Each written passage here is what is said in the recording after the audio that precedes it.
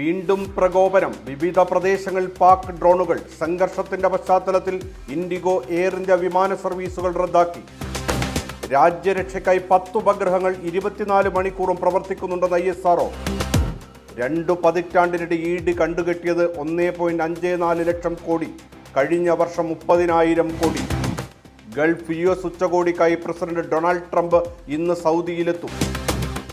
Nipah സമ്പർക്ക പട്ടികയിൽ 2 പേരുടെ പരിശോധനാ ഫലം കൂടി നെഗറ്റീവ്. രോഗി ഗുരുതരാവസ്ഥയിൽ തുടരുന്നു.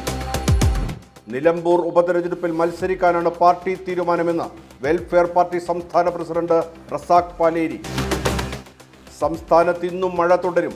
ഇന്ന് പത്തനംതിട്ട, ഇടുക്കി, മലപ്പുറം ജില്ലകളിൽ യെല്ലോ അലേർട്ട്. കള്ളക്കടൽ പ്രതിഭാസത്തിന് സാധ്യത. പത്മനാഭസ്വാമി ക്ഷേത്രത്തിലെ സ്വർണം കാണാതായ സംഭവം അന്വേഷണം ജീവനക്കാരിലേക്ക്.